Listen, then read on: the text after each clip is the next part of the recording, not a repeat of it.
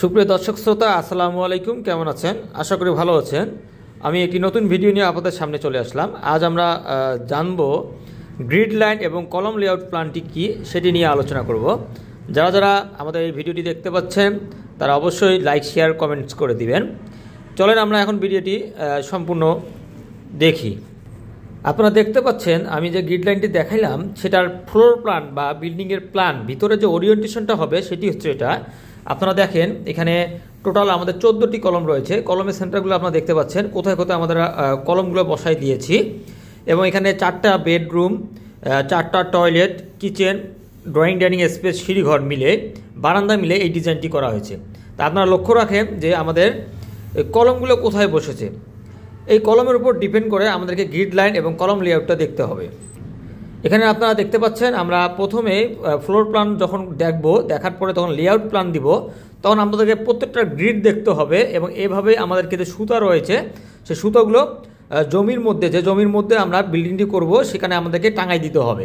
এবং টাঙাই দেওয়ার পরেই দেখতে পাচ্ছেন প্রত্যেকটি জায়গায় সেন্টার টু সেন্টার লেখা রয়েছে। একটি সুতা থেকে একটি সুতার মিডিল পয়েন্ট থেকে সেন্টার, এই সেন্টার মাপগুলো সব দিকে উল্লেখ করা রয়েছে। আপনাকে এইভাবে প্রত্যেকটা সেন্টার ঠিক মতো করে নিয়ে গ্রিড লাইন দিতে হবে। গ্রিড লাইন দেওয়া হয়ে যাওয়ার পরে তারপর আপনাকে যে 90 ডিগ্রি যে মাটামটা রয়েছে চারদিকে, সেই মাটামটি ঠিক আছে কিনা, মাটামটা 100% আছে কিনা এবং ক্রস মাটাম ঠিক আছে কিনা, এগুলো সব আপনাদেরকে চেক করে নিতে হবে। আপনার যখন চেকিং দেওয়া হয়ে যাবে, গ্রিড লাইনটি পরিপূর্ণভাবে শেষ হয়ে যাবে, তখন আপনার কাজ হবে কলমের সেন্টারগুলো বাইর করে নেওয়া। কলমের সেন্টারগুলো দেখতে পাবেন যেখানে দুইটি সুতো একত্রিত হয়ে গেছে সেই জায়গাটায় মিডিল পয়েন্ট থেকে কলমের সেন্টার করে নিতে হয়, এটাই আমরা জানি। এটা জানার পরে আপনারা যখন বেজের সেন্টার বের করবেন, বেজের সেন্টার বের করার পরে তখন কলম বসাবেন, যেটা মেইন ফ্যাক্ট।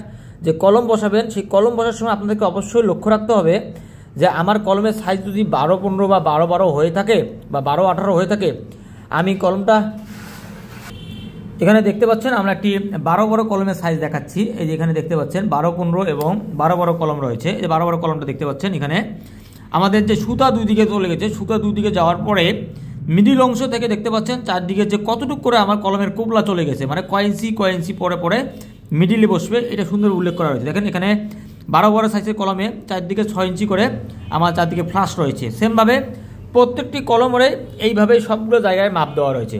তাই আপনারা যখন গ্রিড লাইনের মধ্যে কলম বসাবেন তখন অবশ্যই প্ল্যান লক্ষ্য করবেন। প্ল্যানের উপর ডিপেন্ড করে আপনার কিন্তু কলমটি বসাইতে হবে। তা না হলে আপনি আপনার নিজের মনের মতো করে কলমগুলো বসাই ফেললে পরবর্তী কলমের গাঁথুনি বা ইটের গাঁথুনি করতে বা ফ্লাশ করতে অনেক প্রবলেম হবে এবং সেই সঠিক যে আপনার মাপ, সেই মাপটি পাবেন না এবং বিমটা দেখবেন আপনার কলম ফ্লাশের বা ওয়াল ফ্লাশের বাইরে চলে গেছে।